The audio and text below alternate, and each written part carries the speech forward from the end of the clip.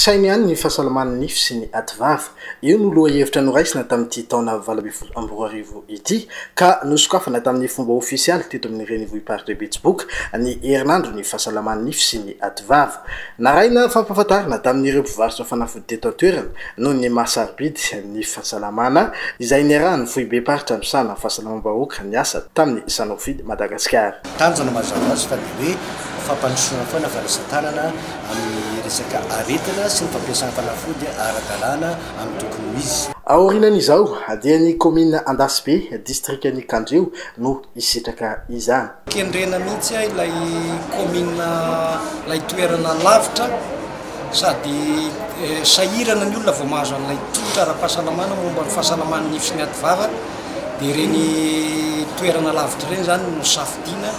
Ny antony dia tsotra mba hafahana manolotra bebe koa-trany ilay fahasalamam-bahoaka ho an'ny vahoaka malagasy. Efa fanao ny foibe-paritra misahana ny fahasalamam-bahoaka eto Betsiboka izao hetsika izao raha tany amin'ny commune Asakomedinika districtn'ny Tsaratanàna Antsimo no nanatanterahana izany tamin'ny taondasa.